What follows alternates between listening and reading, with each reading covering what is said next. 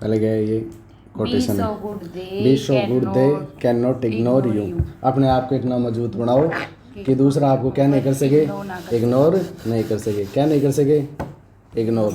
अपने आप को कितना मजबूत बनाना है, इतना मजबूत बनाना है कि कोई इग्नोर नहीं कर सके। कोई क्लासों को क्या नहीं कर सके, इग्नोर नहीं कर सके। चाहे 1 लाख हो, चाहे प्राय 2 लाख हो, चाहे कितनी हो, इतना क्या बनाना अपने आप को, मजबूत। स्ट्रॉन्ग बनाना।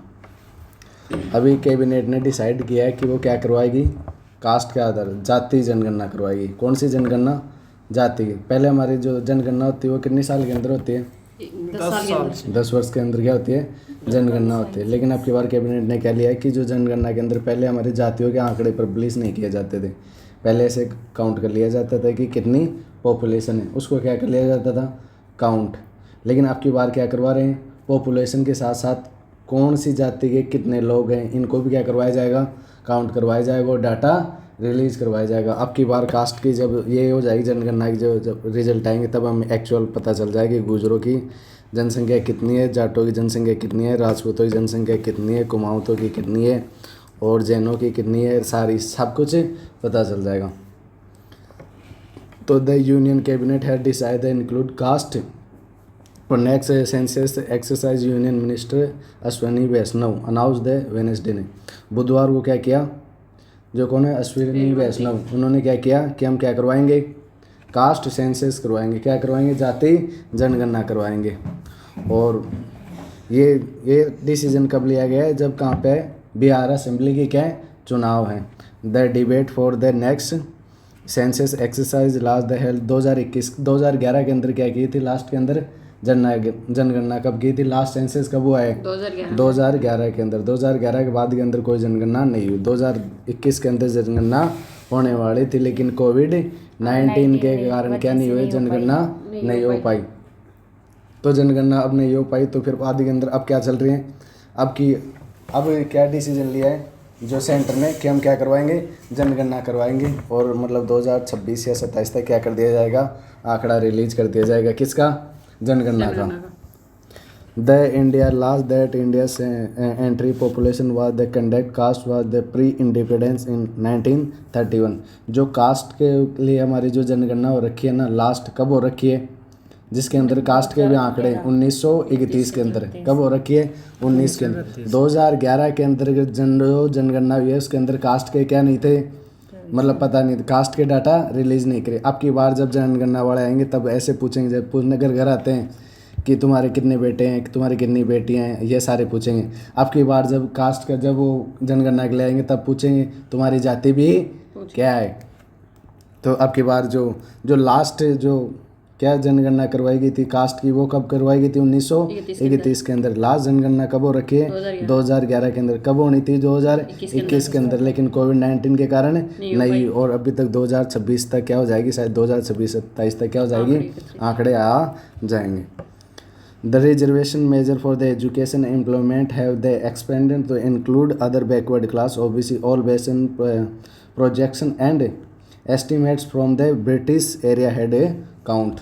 कि जो भी OBC को और इन सबको, जो OBC के जो शेड्यूल कास्ट और शेड्यूल ट्राइब के, तो हर के अंदर क्या होते हैं, जाति जनगणना के अंदर क्या, जब शेड्यूल कास्ट और शेड्यूल ट्राइब के तो डाटा हमेशा आते हैं, लेकिन OBC के, MBC के और इन सब के आंकड़े 1934 वाले 31 वाले हैं। कौन से हैं, 1931 के बाद में हमने क्या नहीं करवाई, कास्ट की जनगणना नहीं करवाई। और ST SC की तो हमेशा ही होती है।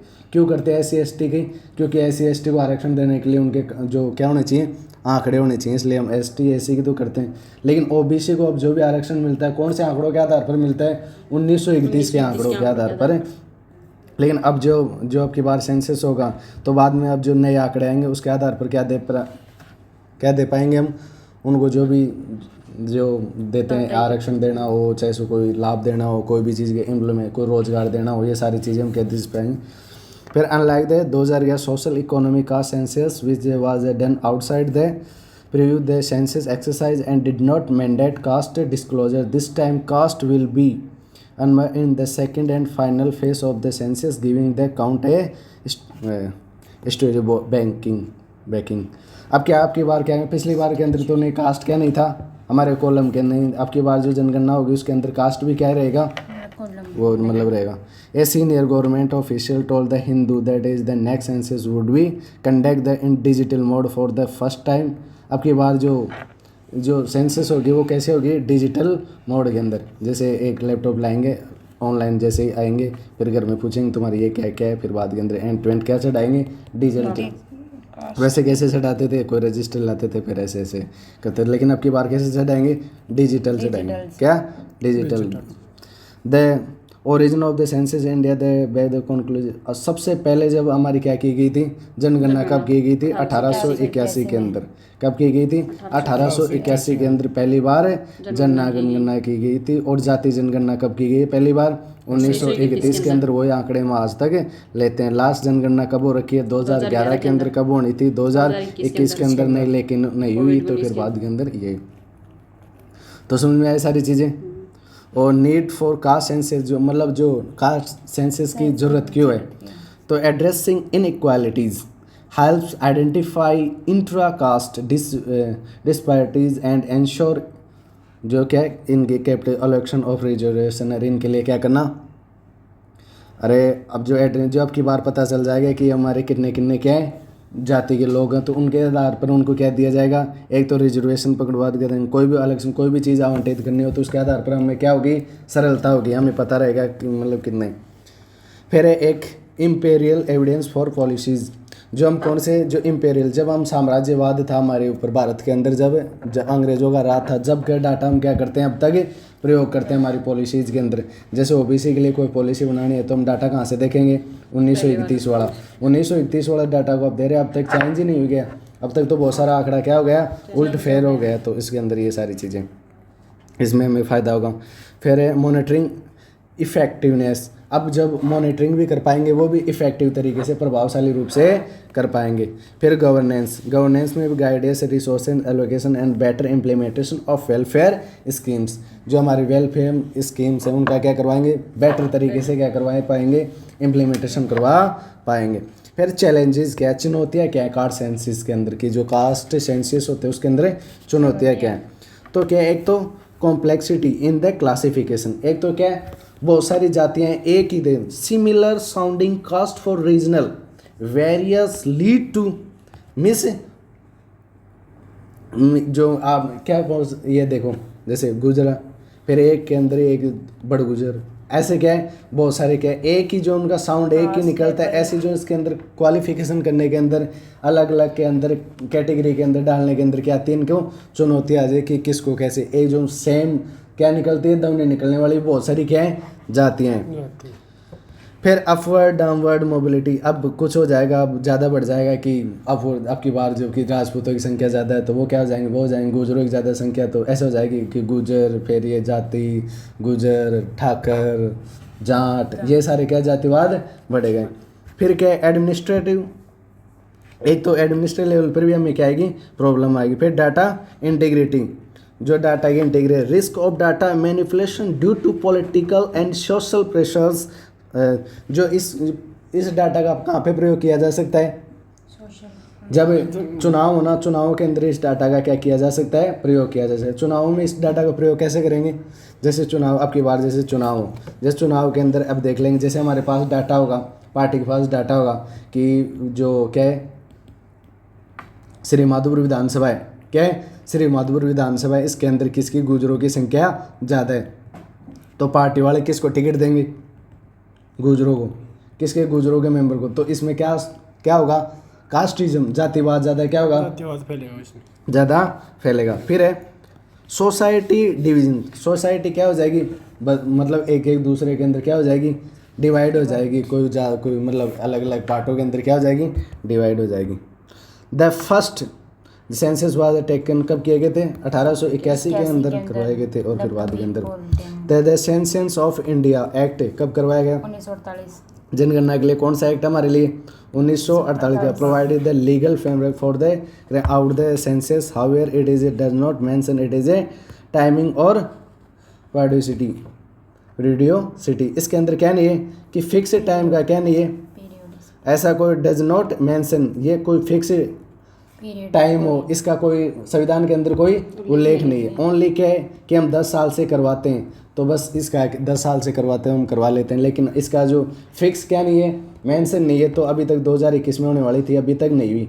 अगर ये फिक्स होता तो करवानी पड़ती। सरकार इस लो फॉल का क्या कर उठाती है फ़ायदा, और अभी तक क्या नहीं करवाई, जनगणना नहीं करवाई।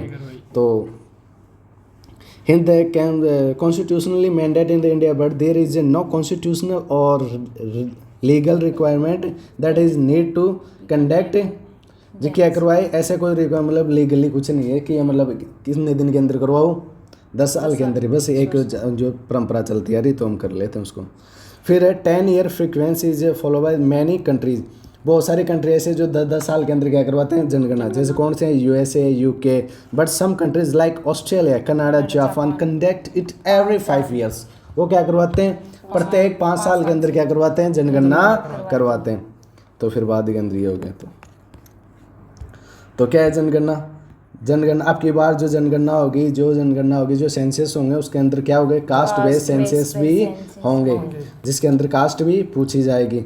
हमारे पास कास्ट के लास्ट वाले आंकड़े कब कौन से हैं, 1931 के। 19 के बाद के अंदर 1931 के बाद में जो अब होंगे वो आंकड़े कौन से होंगे, अब 2025, 26 या 27 के अंदर जो भी आंकड़े आएंगे वो होंगे हमारे पास।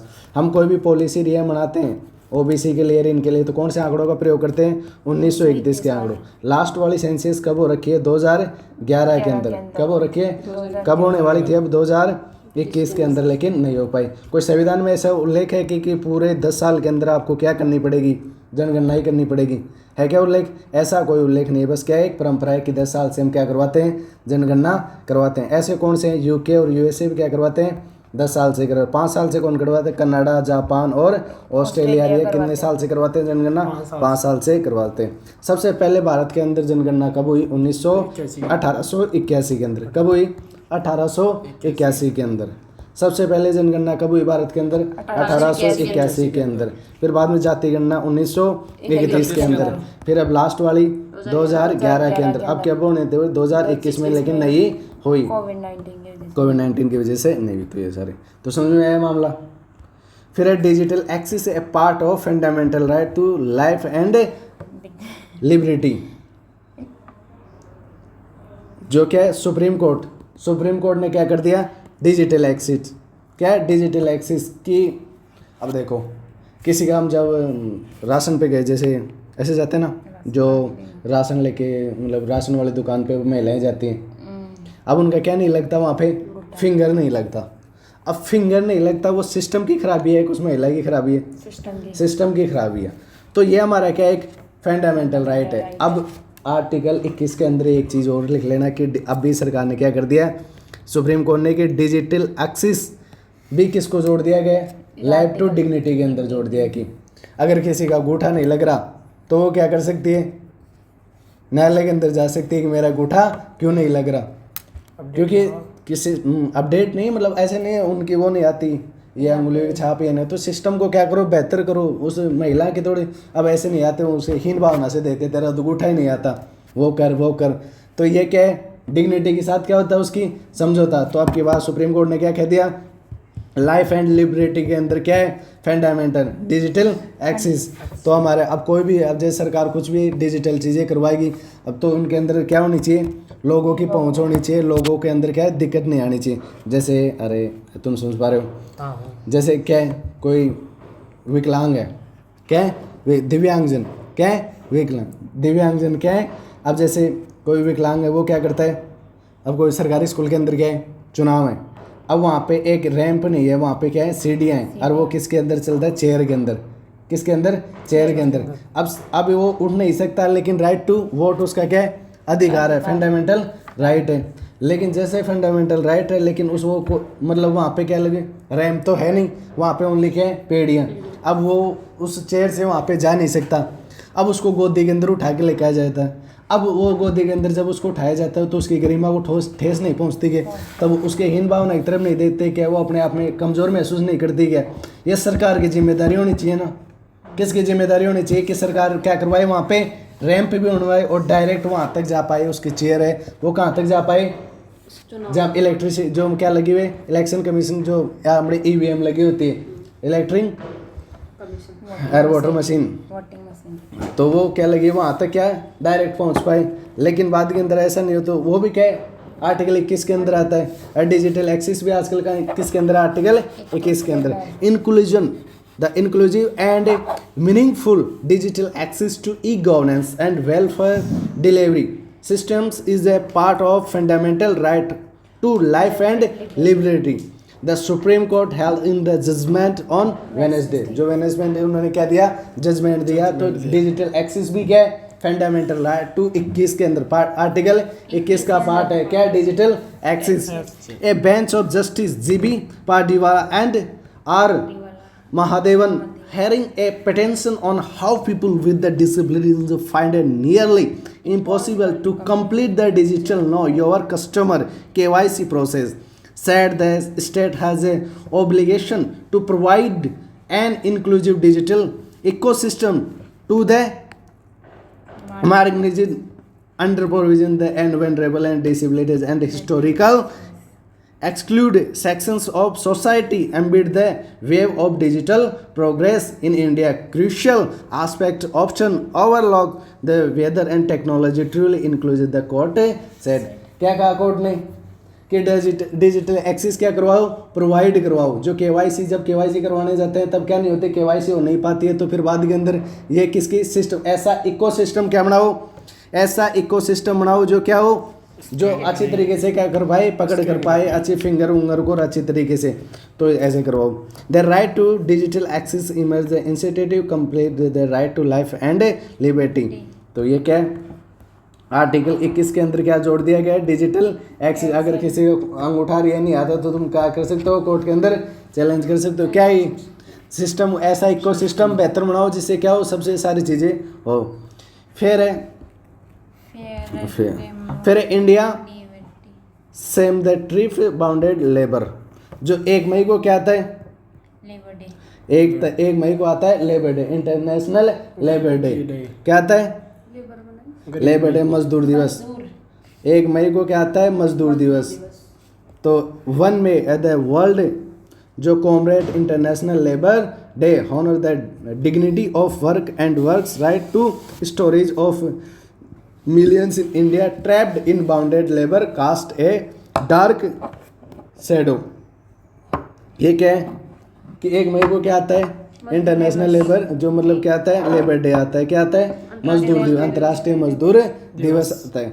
अब उसके अंदर क्या है, ये क्या है, इनका सम्मान होना चाहिए, मजदूरों के क्या होना चाहिए, सम्मान होना चाहिए। मजदूरों के क्या राइट है, आर्टिकल 41 के अंदर क्या रखे हैं, मजदूर निर्वाह हो गया हमारे को क्या होना चाहिए। और आर्टिकल 42 के अंदर क्या लिखा हुआ है कि महिलाओं को प्रस्तुति क्या दे, अवकाश दे। आर्टिकल 39 के अंदर क्या लिख रखा है कि उनकी कैपेसिटी के आधार पर क्या मिले, उनको वर्क मिले। ये क्या उनके अधिकार है, इनके अधिकारों के आधार पर क्या करवाओ, उनको काम रोजगार उपलब्ध कराओ। ऐसे नहीं एक महिला की कैपेसिटी नहीं हो, उससे क्या करवा रहे हो तुम, 80 किलो का क्या उठा रहे हो, कट्टा उठवा रहे हो, तो उसके राइट का क्या ओवुलेशन हो रहा है, नहीं हो रहा है। तो ओवुलेशन को क्या करना चाहिए, ये तो इसलिए क्या मनाते हैं, इंटरनेशनल लेबर डे। कब को, 1 मई को। और फिर बाद में इसके अंदर और क्या कहा गया है कि bounded labour emerge from the web interconnected factor immediate tiger such A medical emergency religious service, जो भी food shortage the sudden the loss of the job and क्या है इसके अंदर, जो भी क्या है, इनको जो स्वास्थ्य भी मिलना चाहिए, वहाँ पे क्या नहीं मिलना चाहिए, स्वास्थ्य भी रिलीजियस के आधार पर, इनके सब के आधार पर क्या नहीं होना चाहिए, उनके पास फूड की शॉर्टेज, ये सारी चीज़ें नहीं होनी चाहिए, धर्म के आधार पर भेदभाव नहीं होना चाहिए, और क्या नहीं मिलना चाहिए, मेडिकल फैसिलिटीज़ भी मिलनी चाहिए। किसके अंदर, जॉब के अंदर। अगर इनके साथ हो रहा है तो राइट टू, उनके जो राइट है उनका क्या हो रहा है, ओवुलेशन हो रहा है। The deeper systemic issues there is a vulnerability the discrimination social, तो इनको क्या करवाई। अब India health bounded labour 1975 in 2016 के अंदर द यूनियन लेबर मिनिस्टर जो क्या थे हमारे के अंदर, जो 1.84 करोड़, कितने, 1.84 करोड़ क्या हो रहे हैं लोग, जिनको क्या करवा रहे हैं, बाउंडेड मजदूरी करवा रहे हैं। ऐसे नहीं कि उनको क्या कर लिया, जैसे अब तुम्हारे हॉस्टलों के अंदर कभी देखते होगे कोई नेपाली रही है क्या करने, काम करवाने आए हुए हैं, लेकिन वो 3 या 4 साल तक क्या नहीं भेज रहे घर पे में, उनको क्या कर लिया, बाउंड कर लिया। क्या कर लिए, बाउंड। इतने लोग, कितने लोग हैं ऐसे, 1.84 करोड़। ये सरकार की जिम्मेदारी है, इनको क्या करवाई, मुक्त करवाई। अरे इनका क्या हो रहा है, शोषण हो रहा है कि तुम क्या नहीं 4-4 5-5 साल तक क्या नहीं होने दे, उनको घर ही नहीं जाने दे रहे हो। उनको क्या करते हो, सैलरी देते हो जिसके अंदर 20,000 सैलरी कम देते हो कि ये भाग नहीं जाए या चला नहीं जाए, तो इसके लिए उसको पूरी सैलरी नहीं देते पूरे महीने की। अगर पूरे महीने की सैलरी देंगे तो वो जा भी सकता है। तो ऐसा जा राइट टू है उसका, जा सकता है, जब काम मर्जी आए तो काम करे, नहीं करे। ऐसे तुम प्रेशराइज थोड़ी कर सकते हो, पैसे नहीं दोगे तो वो हमेशा लगा ही रहेगा। तो ऐसे लोगों को काटने का काम किसका है, सरकार का है। अब तक सरकार ने कितने जनों को लोग निकाला, 12,760 लोगों को तो यहाँ से क्या कर लिया, निकाल दिया। कितनों के अंदर, 1,84 करोड़ के अंदर। कितने कम, मतलब ये सरकार को शर्म नहीं आ रही कि कितने लोग अभी भी क्या है, बाउंडेड मजदूरी, जिनको क्या कर रखा है, बाउंड कर रखा है। अरे जैसे तुम्हारे कोई आए खेत के अंदर काम करने आए, अब वहाँ पे उसको क्या है, किसी भी खेत में जा सकती है, लेकिन तुमने पिछले के वाले खेती के क्या नहीं दिए, उनको कटाई के पैसे नहीं दिए। अब जब तुम्हारे काम स्टार्ट होगा तो वो कहाँ पे आएगी, तुम्हारे आएगी काम करने के लिए। क्यों आएगी, क्योंकि पिछले वाले पैसे भी मिल जाए। लेकिन तुम अब की बार भी क्या करोगे, थोड़े से पैसे रख लोगे, फिर उसके कारण उसको आना पड़ेगा। अब उसकी वो मतलब उधर अगर 500 रुपये में जा रही थी तो 500 के अंदर नहीं जा सकती। तुम अगर 300 देते हो तो 300 में आना पड़ेगा, क्योंकि तुम्हारे पिछले वाले क्या हुए हैं, पैसे। इस प्रकार से लोग लेबर को क्या कर लेते हैं, बाउंड कर लेते हैं। तो 1 मई को क्या मनाया जाता है, इंटरनेशनल लेबर डे मनाया जाता है 1 मई को। और फिर अब कितने ट्रैप्ट के अंदर फंसे हुए, 1.84 करोड़, उनमें से कितने 14,000 के समथिंग क्या है, 12-13,000 के समथिंग क्या है निकाल दिया, और बाकी के क्या है अभी भी। तो सरकार को जल्दी से जल्दी इनके ऊपर क्या उठाना चाहिए, कदम उठाना चाहिए। US gain access to Ukraine, जो मिनरल्स हैं किसके, यूक्रेन के। यूक्रेन और यूएसए के बीच क्या हो गया है, एग्रीमेंट हो गया है। वहाँ के जो क्रिटिकल क्या है, मिनरल्स हैं, क्या के, यूक्रेन के। अरे जैसे ये चल रहा था रसिया और यूक्रेन का क्या चल रहा है, कॉन्फ्लिक्ट चल रहा है। अब उसके अंदर यहाँ पे किसने दिए, जो मतलब यूक्रेन को हथियार किसने दिए, यूएसए ने। तो यूएसए फ्री में दे देगा क्या, पहले तो उसको क्या दे दिया, हथियार दे दिया। अब बोल रहा है कि मेरे को तो क्या दो, पैसे दे। अब वो बोल रहा है कि यार पैसे तो मेरे पास है नहीं, युद्ध तो इतना चल रहा था, मैं पैसे कहाँ से लाऊं। तो क्या जो तेरे पास जो सामान है वो दे दे, मेरे को तो जो सामान है वो दे दे। तो उसके क्या ले रहा है वो, पैसे। अब उस पैसे तो उसके पास है नहीं, तो उसके क्या ले रहा है, संसाधन ले रहा है। ऐसे क्रिटिकल मिनरल्स हैं जो मतलब वहाँ पे पाए जाते हैं, कहाँ पे, यूक्रेन के अंदर ही। तो उनके एग्रीमेंट कर लिया किसने, यूएसए ने। तो कौन कौन से वो हैं, जैसे टाइटेनियम, गैलेलियम, ये सारे कहाँ पे हैं, यूक्रेन के अंदर ही पाए जाते हैं। और कौन से समय के अंदर लिया, जब चाइना ने क्या कर दिया, जैसे यूएसए और चाइना के ने ऊपर क्या लगाए, टैरिफ लगाए। तो 90 दिनों के लिए क्या रखा है, एकदम पूरी तरीके से पूरे वर्ल्ड को क्या रखा है, टैरिफ के अंदर झकोल रखा है। किसने, डोनाल्ड ट्रंप ने। अब वहाँ पे क्या लग रहा है, अब चाइना ने जो क्रिटिकल जो मिनरल्स थे वो देना क्या कर दिया, बंद कर दिया। तो उसने अल्टरनेटिव किसको ढूंढ लिया, यूक्रेन को। और यूक्रेन को क्या कि मैंने जो तेरा हथियार दिए थे, क्या तो उनके पैसे दे, तेरा संसाधन दे। अरे वैसे ही होता है कि तुम्हारे किसी ने उधार दे दिया, या तो मेरे पैसे दे या मेरी जमीन दे, क्या दे, जमीन दे। ऐसी स्थिति क्या कर दी यूएसए ने यूक्रेन की, या तो पैसे दे या तेरी क्या दे, संसाधन दे। वहाँ के क्रिटिकल जो लिथियम है, जो क्या है, टाइटेनियम है, गैलेलियम है, ये सारे क्या दे दे, मुझे दे दे, नहीं या पैसे दे दे। अब वो पैसे कहाँ से लाए बेचारा, अभी वो तो युद्ध के अंदर है। अभी तो रसिया और यूक्रेन का युद्ध समाप्त है नहीं, उसके पास तो पैसे है ही नहीं। तो ऐसी स्थिति हो गई। और जैसे कि जो ये यूक्रेन की राजधानी क्या है, कीव। तो और यहाँ पे यूक्रेन के पास ही क्या है, ब्लैक सी है, फिर रसिया है, रोमानिया है, बुल्गारिया है, तुर्की है, और क्या है, जॉर्जिया है, ये सारे। फिर है Modi chairman's orange economy waves.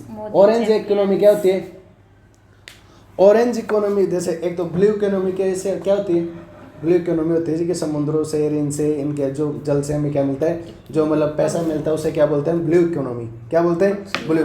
तो ऑरेंज इकोनॉमी किसे बोलते हैं, ऑरेंज इकोनॉमी किसे बोलते हैं, ऑरेंज इकोनॉमी ऐसे मिलते हैं जैसे ये जो क्या है, जैसे क्या है, सारे एक्टर्स हैं जो रील्स बनाने वाले हैं, जो उनका क्या क्रिएटिव माइंड के कारण हमें जो क्या मिल पाता है, जो आमदनी कमाते हैं, उसको क्या बोलते हैं, ऑरेंज इकोनॉमी।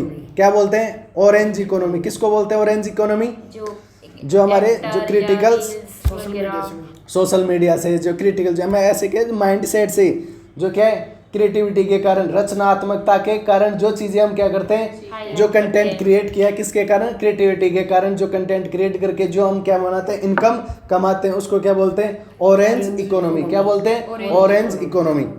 और क्या बोलते हैं, the appealing to the global chairmanship the create content in India.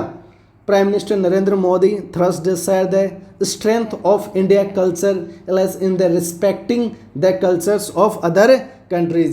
जो भारत के जो क्रिएटिविटी के कारण जो भारत के अंदर क्या कल्चर को भी क्या करते हैं, तो orange economy also know as the creative economy. कौन सी इकोनॉमी, क्रिएटिव इकोनॉमी, रचनात्मक इकोनॉमी।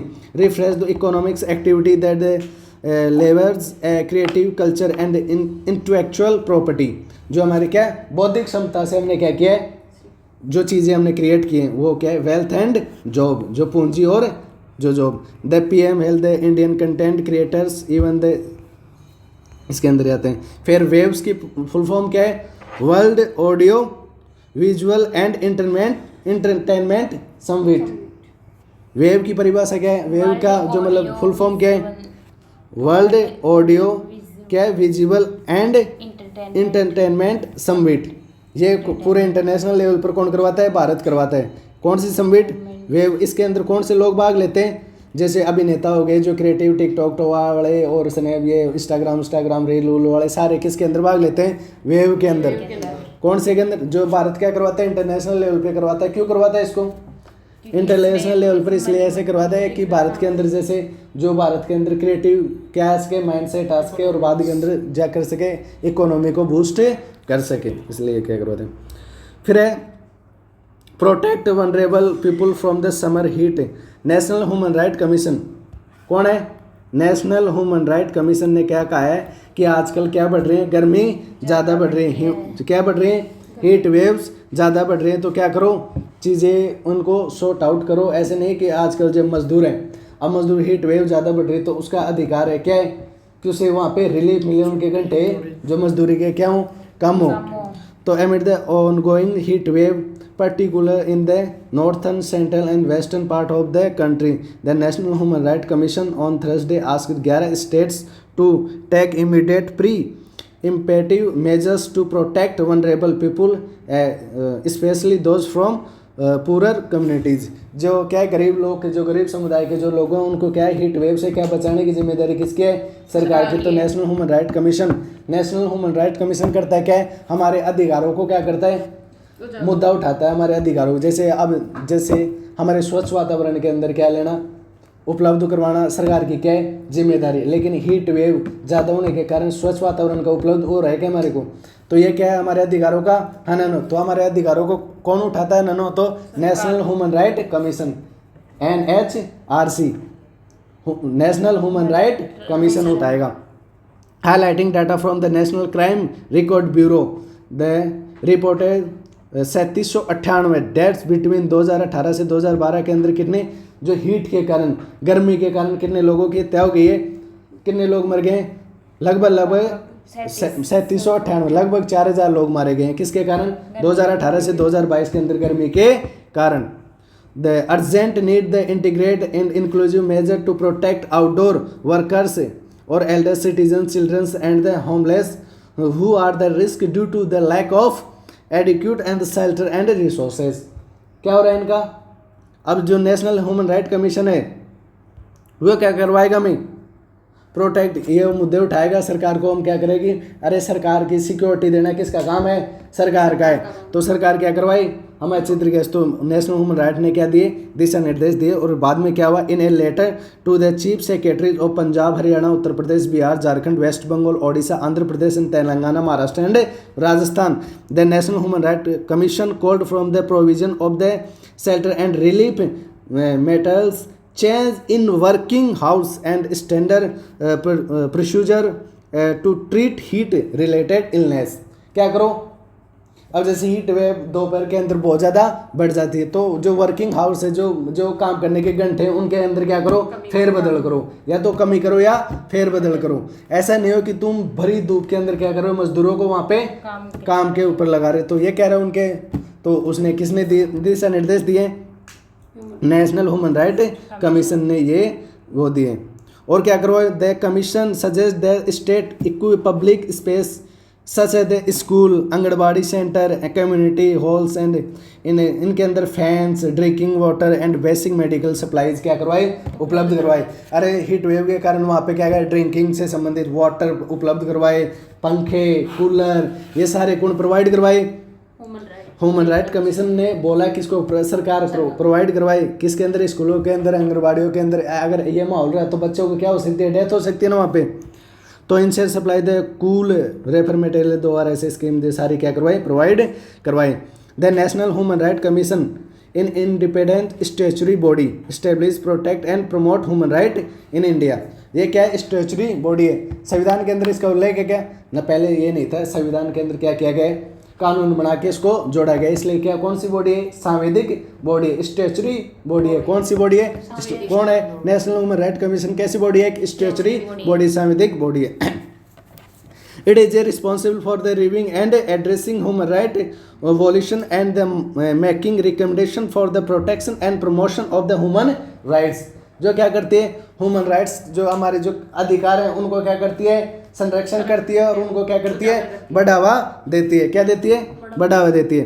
तो national human right commission was establish under the protection of human right act 1993 के अंदर। कौन से एक्ट के तहत बनाए, 1993 का क्या एक एक्ट है, कौन सा, national human right commission, national the protection of human right act. कौन सा है, प्रोटेक्शन ह्यूमन राइट एक्ट 1993। उसके आधार पर क्या बनाया गया, नेशनल ह्यूमन राइट कमीशन बनाया गया। कब बनाया गया, 1993 के अंदर बनाया गया।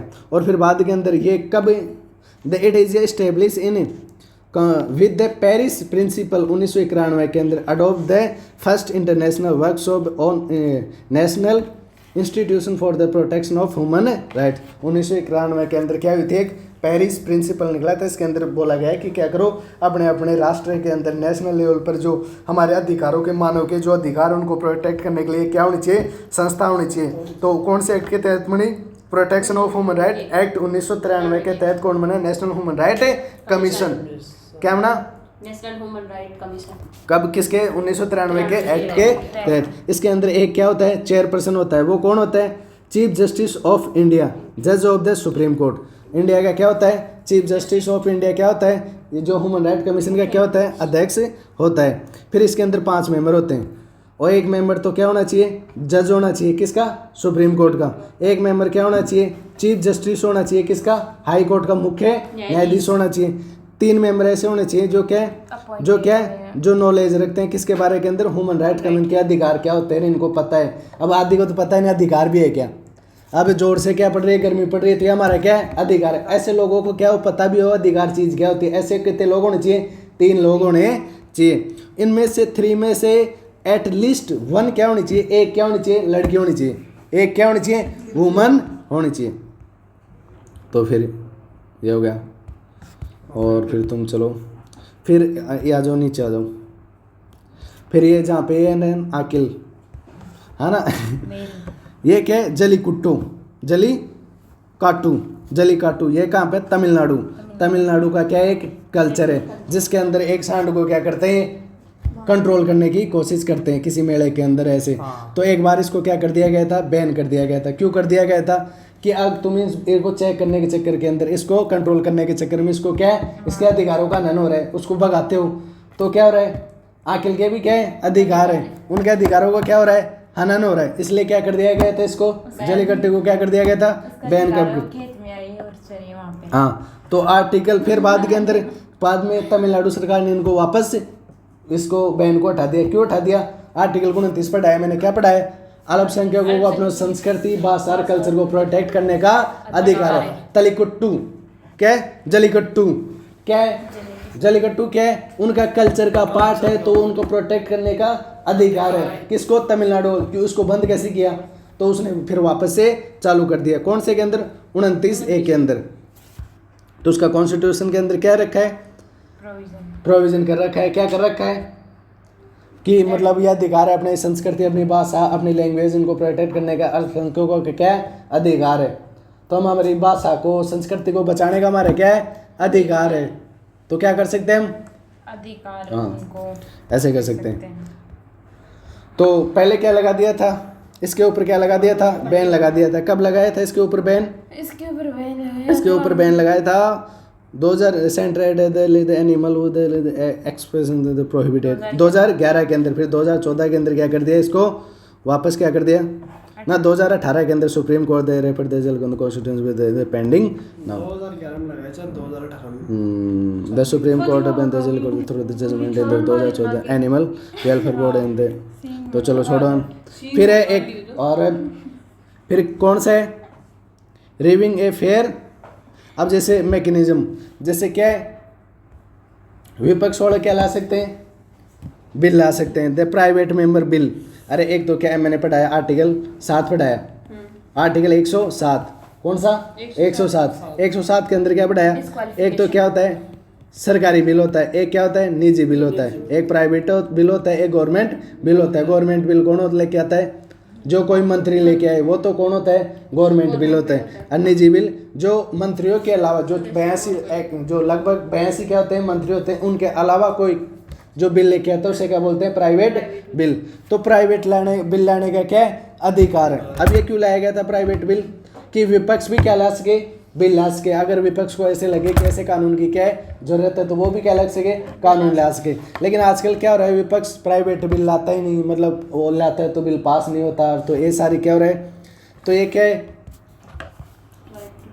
देखो private member bill the mechanism through the member of the parliament who are the not minister can propose their on legislative in India. Parliamentary system must law are introduce by the government draft by ministry and to the member in connective member जो provided. जो देखो इधर देख लो क्या है, जो private bill है वो कौन लाता है, जो मंत्रियों के अलावा जो भी कोई लेके आएगा उसे क्या बोलते हैं, निजी बोल, क्या बोलते हैं, निजी बिल। और गवर्नमेंट बिल किसे बोलते हैं, जो मंत्री लेके आए। जो लोकसभा के अंदर कितने बिल, मतलब कितने मंत्री होते हैं, लगभग 82 मंत्री होते हैं। इनके अलावा जो भी आदमी लेके आएगा उसे क्या बोलेंगे, निजी बिल। अब निजी बिल लाना चाहिए, ये क्या है, ये मजबूती प्रदान करता है किसको, विपक्ष को, और इनको क्या करता है, मजबूती प्रदान करता है। लेकिन आजकल विपक्ष में क्या नहीं आ रहे, ये निजी बिल क्या नहीं आ रहे, कोई ला ही नहीं रहा। तो ये क्या हो रहा है, एक तरीके से वो मतलब ये हो रहा है। तो ठीक है फिर है, थैंक यू।